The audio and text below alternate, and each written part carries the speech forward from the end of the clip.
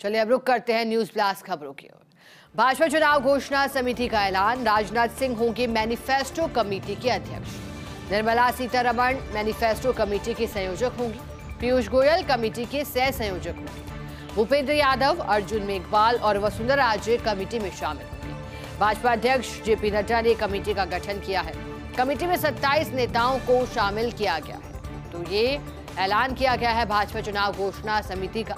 Rajnath Singh manifesto committee के अध्यक्ष होंगे, जबकि निर्मला सीतारमण जो कि वित्त मंत्री हैं मैनिफेस्टो कमेटी के संयोजक होंगे। पीयूष गोयल कमेटी के सह संयोजक होंगे। भूपेंद्र यादव, अर्जुन मेघवाल और वसुंधरा राजे कमेटी में शामिल हैं। भाजपा अध्यक्ष जेपी नड्डा ने कमेटी का गठन किया है और इस कमेटी में 27 नेताओं को शामिल किया गया।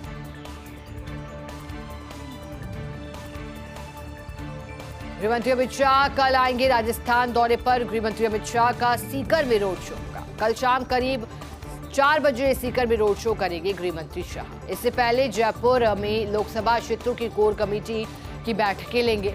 दोपहर 2 बजे होटल ललित में बीजेपी कोर कमेटी की बैठक लेंगे। जयपुर, धौलपुर, नागौर, दौसा, चूरू, झुंझुनू, करौली लोकसभा क्षेत्र की कोर कमेटी के सदस्य शामिल हैं। प्रमुख समाजों के प्रतिनिधियों की भी बैठक लेंगे गृहमंत्री अमित शाह। गृहमंत्री अमित शाह का दौरा तय हो गया है। तय कार्यक्रम के मुताबिक ये पहुंचेंगे। कल राजस्थान दौरे पर आएंगे। सीकर में अमित शाह का रोड शो होगा। शाम 4 बजे सीकर में रोड शो करेंगे गृहमंत्री शाह। इससे पहले जयपुर में लोकसभा क्षेत्रों की कोर कमेटी की बैठकें लेंगे। दोपहर 2 बजे होटल ललित में बीजेपी कोर कमेटी की बैठक लेंगे। जयपुर, धौलपुर, नागौर, दौसा, चूरू, झुंझुनू, करौली लोकसभा क्षेत्र की कोर कमेटी के सदस्य इस बैठक में शामिल होंगे। प्रमुख समाजों के प्रतिनिधियों की भी बैठक लेंगे गृहमंत्री अमित शाह। पहले चरण के लोकसभा चुनावी समर की तस्वीर साफ हुई है। पहले चरण में राजस्थान के 114 प्रत्याशी चुनावी मैदान में बचे हैं।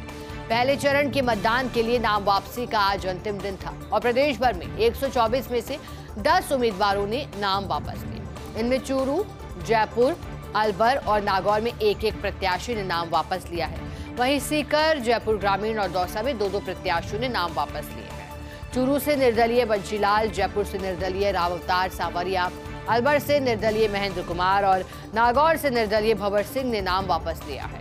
वहीं सीकर से 2 निर्दलीय सतीश इंचा, शंकर लाल वर्मा ने नाम वापस लिया है।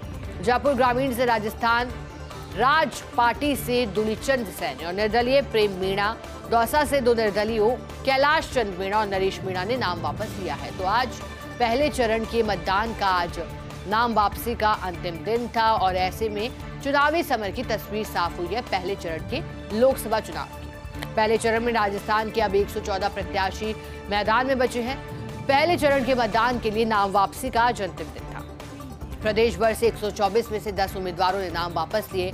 इनमें चूरू, जयपुर, अलवर और नागौर में एक एक प्रत्याशी ने नाम वापस लिया है। वहीं सीकर, जयपुर ग्रामीण और दौसा में 2-2 प्रत्याशियों ने नाम वापस लिए हैं।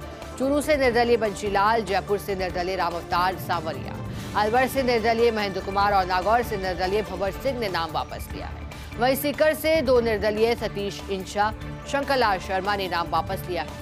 जयपुर ग्रामीण से राजस्थान राज पार्टी से दुलीचंद सैनी और निर्दलीय प्रेम मीणा, दौसा से 2 निर्दलीय कैलाश चंद मीणा और नरेश मीणा ने नाम वापस लिया। 3 राज्यों के राज्यपाल कल अयोध्या आएंगे। रामलला और हनुमानगढ़ी के दर्शन करेंगे राज्यपाल। गुजरात, मेघालय और सिक्किम के राज्यपाल दर्शनों के लिए आएंगे। गुजरात राज्यपाल आचार्य देवव्रत, मेघालय राज्यपाल फागू चौहान, सिक्किम के राज्यपाल लक्ष्मण आचार्य कल रामलला के दर्शन करेंगे। तीनों राज्यों के राज्यपाल कल अयोध्या आएंगे। रामलला और हनुमानगढ़ी के दर्शन करेंगे ये तीनों ही राज्यपाल। इनमें गुजरात, मेघालय और सिक्किम के राज्यपाल शुमार हैं। दर्शनों के लिए आएंगे गुजरात राज्यपाल आचार्य देवव्रत, मेघालय राज्यपाल फागू चौहान, सिक्किम के राज्यपाल लक्ष्मण आचार्य कल रामलला के दर्शन करेंगे।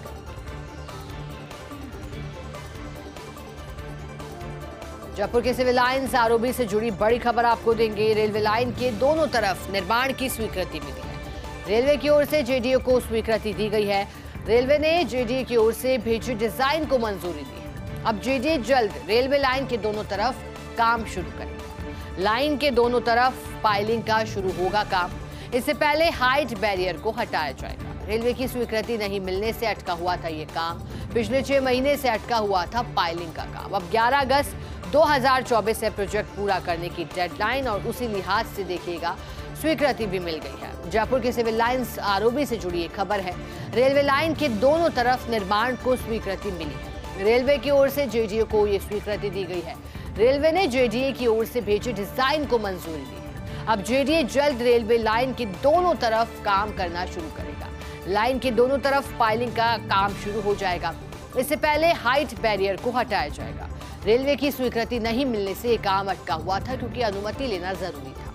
पिछले 6 महीने से अटका हुआ था पाइलिंग का काम। 11 अगस्त 2024 है प्रोजेक्ट पूरा करने की डेडलाइन। स्पाइसजेट ने बंद किया है जयपुर से अयोध्या की फ्लाइट का संचालन। बड़े जोर शोर के साथ स्पाइसजेट ने शुरू की थी फ्लाइट।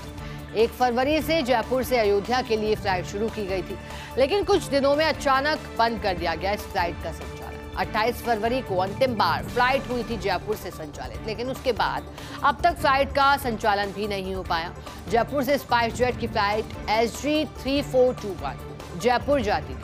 जयपुर से सुबह 7:15 बजे अयोध्या के लिए रवाना होती थी। ऐसे में जब से फ्लाइट शुरू हुई है तब से आज तक की बुकिंग थी, लेकिन फिर भी स्पाइसजेट ने शुरू नहीं किया इसका संचालन। विंटर शेड्यूल में आज तक के लिए हुई थी फ्लाइट में बुकिंग, लेकिन आज भी संचालित नहीं हो पाई है अयोध्या की फ्लाइट। स्पाइसजेट की मनमानी से राम भक्तों को परेशानी हो रही है और कहीं ना कहीं इसका कारण कम यात्री भार भी शुरुआती तौर पर बताया जा रहा था, लेकिन अब क्या हकीकत है वो तो साफ होना बाकी है। लेकिन स्पाइसजेट ने बंद किया है जयपुर से अयोध्या की फ्लाइट का संचालन। बड़े जोर शोर के साथ स्पाइसजेट ने शुरू की थी फ्लाइट। 1 फरवरी से जयपुर से अयोध्या के लिए फ्लाइट शुरू की थी, लेकिन कुछ दिनों में अचानक बंद कर दिया गया था इस फ्लाइट के संचालन। 28 फरवरी को अंतिम बार फ्लाइट जयपुर से संचालित हुई, लेकिन उसके बाद अब तक फ्लाइट का संचालन नहीं हो पाया। 1 माह से अधिक का समय बीत गया है। जयपुर से स्पाइसजेट की फ्लाइट SG 3421 जयपुर जाती थी अयोध्या से। जयपुर से अयोध्या जाती थी तो फिर सवालों के घेरे में राजस्थान का विद्युत प्रसारण तंत्र। बात जयपुर और कोटा में ब्लैकआउट जैसी स्थिति से जुड़ी है। कल देर रात कोटा शहर अंधेरे में डूबा, जनता परेशान होती रही, जबकि दिन में जयपुर शहर के 1/4 इलाकों की 1 घंटे बत्ती गुल रही। महज 12 घंटे में प्रसारण तंत्र की खामी ने हजारों लोगों को बेचैन किया। आश्चर्य यह है कि खुद केंद्रीय ऊर्जा मंत्री RK सिंह भी इस पर चिंता जाहिर कर चुके हैं। पिछले दिनों एक कार्यक्रम में उन्होंने गिनाई प्रदेश के प्रसारण तंत्र की खामियां।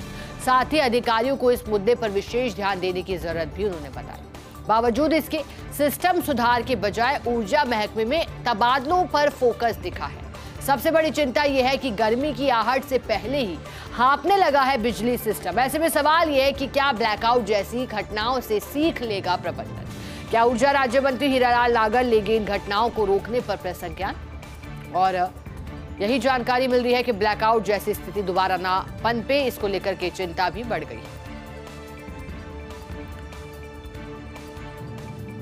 साइबर क्राइम रोकथाम को लेकर पुलिस की नई पहल। अब प्रदेश के किसी भी थाने में शिकायत दी जा सकती है। साइबर क्राइम की शिकायत किसी भी थाने में कराई जा सकती है दर्ज। DGP SCRB doctor Ravi Prakash Mehra ने जारी किया आदेश। साइबर अपराध के लिए पुलिस ने जारी किया है हेल्पलाइन नंबर। हेल्पलाइन 1930 या cybercrime.gov.in यानी कि इन पर तुरंत कर सकते हैं संपर्क। समय पर शिकायत दर्ज होने से ठगी का पैसा रिकवर भी हो सकता है। बीकानेर की दादी का गोल्ड मेडल दम दिखाई दे रहा है। पोते पोती खिलाने की उम्र में दादी ने खेल खेलकर इतिहास रच दिया। नोखा के अणखीसर गांव की 92 साल की पाना देवी गोधारा ने इतिहास रचा है। 44वीं नेशनल मास्टर एथलीट्स चैंपियनशिप 2024 में दादी ने कमाल कर दिया है। 100 मीटर गोला फेंक और तश्करी फेंक में दादी ने 3 गोल्ड मेडल जीते हैं। पाना देवी अब वर्ल्ड चैंपियनशिप खेलने के लिए अगस्त में स्वीडन जाएंगे। आज 75 साल को हुओ आन बान शान वालो आपणो राजस्थान। शौर्य, बलिदान, स्वाभिमान, सभ्यता, समृद्ध संस्कृति की धरती है राजस्थान। विभिन्न रियासतों के विलय के बाद 30 मार्च 1949 को स्थापना राजस्थान की हुई। सबसे पहले अलवर, भरतपुर, धौलपुर, करौली रियासतों का एकीकरण हुआ था। बाद में इसमें जयपुर, जोधपुर, जैसलमेर और बीकानेर की रियासतों का विलय हुआ। वैसे माना जाए तो कुल 7 चरण में राजस्थान का एकीकरण हुआ है। 30 मार्च 1949 को एकीकरण का काम पूरा हुआ। राजस्थान नाम देने के पीछे एक बड़ा कारण था कि आजादी से पहले कई रियासतें और कई राजाओं का यहाँ शासन रहा है। वंशानुगत शासन के बाद जब देश में लोकतंत्र लागू हुआ तो राजाओं के स्थान के चलते प्रदेश का नामकरण राजस्थान हुआ। गौरव गाथाओं को समेटे क्षेत्रफल में राजस्थान देश का सबसे बड़ा राज्य है, लेकिन करोड़ों कंठों की राजस्थानी भाषा आज भी मान को मोहताज है।